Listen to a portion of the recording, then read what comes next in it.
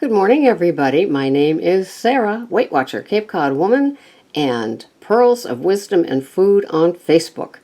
And this is my What I'm Reading in September Kindle.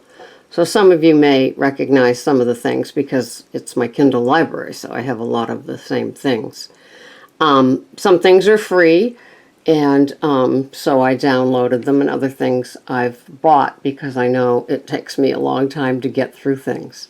So the thing that I just cracked yesterday, began to crack yesterday, whoops, is the Dorito effect, and it's a fascinating new truth about food and flavor and the food industry. No surprise with that.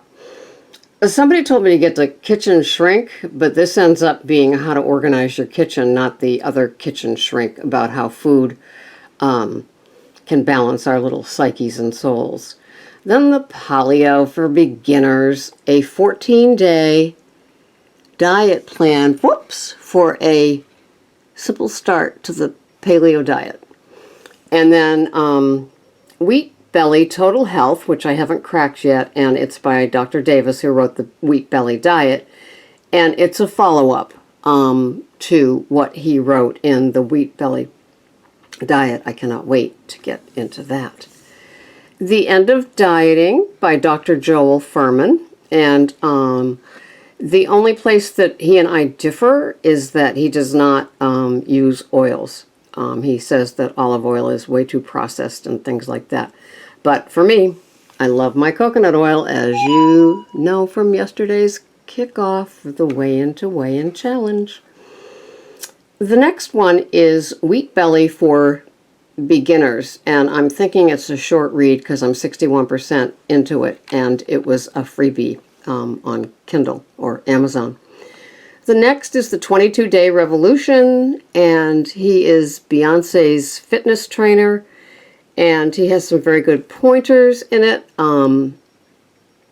I would say it's a great read to just integrate into what your food plans and programs are. The Eat Well Now one is like a review of 6 food plans, and it's very interesting. I like it. It gives you a good overview of other programs besides whatever your own is. Just kind of interesting. And then the next one is Sarah Banks, and she seems to have quite a few books free on Amazon, and this is your guide to kickstart your weight loss with essential oils, and I'm hoping to read that and find out about her take on coconut oil, which I'm sure is going to be very positive. The next one is Dr. Hyman, who is an excellent nutritionist, and he partners with, sorry. He partners with Rick Warren, a pastor, and Daniel Amen, who is a brain doctor, and 40 Days to a Healthier Life. Interesting ideas. I would say, body, mind, and soul are all enveloped in that book, and I look forward to reading that. I haven't even cracked it yet. And then Sarah Banks, another freebie, Mediterranean diet recipes, which I will look at when it gets to be more winter. Paleo gluten-free slow cooker recipes. This one's singing my song in the winter. I love root vegetables. I love slow cooked meat in the crock pot over the winter, and all the different things I can do with it. With pork and chicken and beef. And then the Belly Fat Diet Cookbook. I'll see what that's all about. Haven't cracked that yet. And then another freebie from Sarah Banks, Paleo Diet Recipes. And I look forward to reading that. And then Sarah's Clean Eating Diet. Amazingly delicious recipes to jumpstart your weight loss, increase energy, and feel great. So if you go onto Amazon and I just put in nutrition, a lot of these freebies come up. And then there's CK12, which is Human Biology, Digestion, and Nutrition. That also was a freebie. Salads to Go. Pretty self-explanatory. Clean Food Diet, Clean Eating, 50 Natural Recipes for Healthy Living. the pagan diet, it's just a little quickie. I believe it's Dr. Furman jokingly talking about having meat with his vegetarian diet. The next one isn't really another Suzanne Summers, which is Toxic. And she's kicking it to me. She's 68 years old. She's in a year-long contract on Vegas, on the Strip, dancing and all of her entertaining.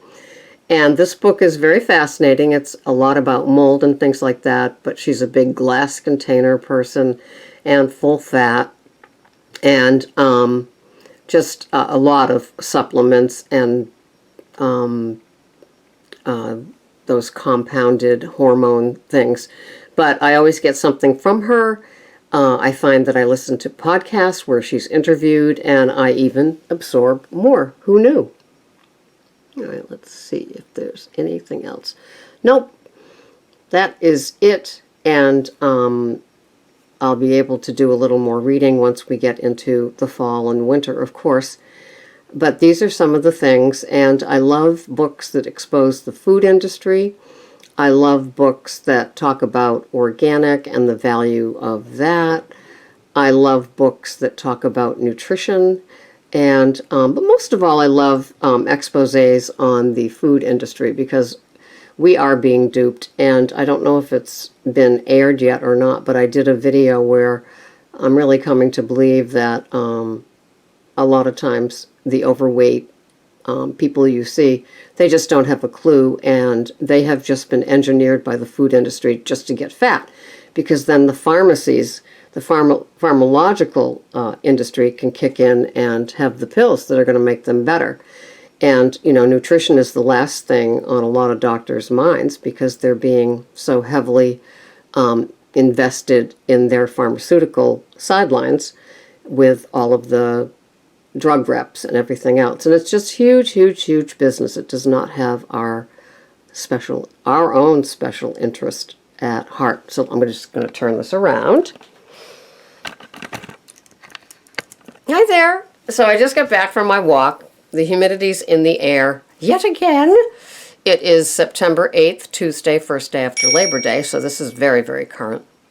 And this morning I ordered a couple of items for fall, winter, from Under Armour, so I'm kind of excited. Love when that UPS truck pulls up. And I'm looking forward to layering for the winter. I love walking when it's crisp and cold, especially the sky with the moon and the stars.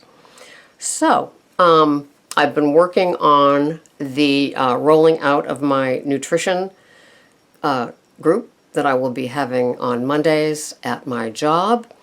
And the first thing I'm doing is a questionnaire. I think most of them aren't paying much attention to what they eat and the dangers of everything. I have to meet them at the level that they're at, and most of them don't care about gaining the weight, so I have to be gentle and delicate and think more of where they're coming from. But on my walk, I was listening to a podcast about sugar and how sugar turns to insulin, turns to fat. And the Dr. Lustig, he probably is the top sugar doc. He did like a little scenario of where they pumped people filled with 500 calories worth of insulin with a diet where people usually eat 2,000, so then there's only 1,500 calories worth of fat food, and how that immediately turned to fat. So they were hungry because they're used to he just did the whole trail of the chemicals, the hormones, what happens, the brain, the overeating, and how the fat slowly accumulates, and it's just scary and frightening. And of course, you know, he talks about a mother, if she has poor nutrition and she's not even pregnant, the die could be cast for her if she gets pregnant. You know, we are now seeing obese babies at 6 months old. They don't have a chance if their mother has non-nutritional behaviors. And the thing that I see with young pregnant moms, of course, they're addicts in recovery, is that they are totally addicted to sugar. Totally addicted to sugar. Totally addicted to nicotine.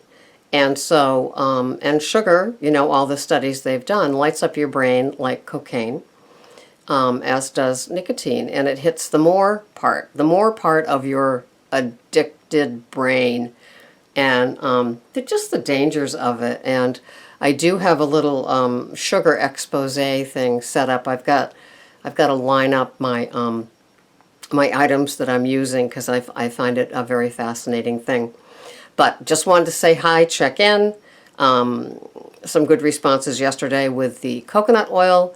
I did a non-scheduled weigh-in this morning, just checking out how my high-fat, low-carb coconut oil regime is going. And it's going just quite well. And I'm not going to report things until I get more feedback from those of you that are doing the weigh-in to the weigh-in. But I'm telling you that somebody strongly suggests I put a half a tablespoon or a tablespoon of the grass-fed butter in with my coconut oil and my heavy cream into my coffee. I'm telling you, it is a power-packed 1-cup deal. And I do feel a difference when I walk, because I used to be going on just 2 cups of coffee that had no nutritive value. But since I've started having the heavy cream coconut oil, I feel much more, not full because it's like 3 in the morning, but I feel sustained with an energy level for my walk and before I eat breakfast, because I got up today at 2. It is now 5:17, and I'll be eating in about a half hour. So I find that that helps, and seeing that I was done eating last night at 5, you know, I've got a 12-hour fast. And on my video today, I forgot to put the T on my non-work day breakfast. So my break fast. So anyway, that's it for the day. I thought I'd add this to my little breakfast one, because it was a quickie, and I know that a lot of you like a coffee. A cup of coffee's worth of me or my voice or whatever. And I understand that. But anyway, I hope you have a wonderful day and are enjoying whatever it is that you're eating, that you've tracked it, that you're paying close attention to it, that you're mindful of what you put in your body, and you're real happy with the results, and you are emotionally satisfied, tummy satisfied, fat satisfied. Your brain loves fat. Don't forget that. Just the good fats, not the bad fats. So anyway, this is Sarah. Thanks for watching. Bye-bye for now.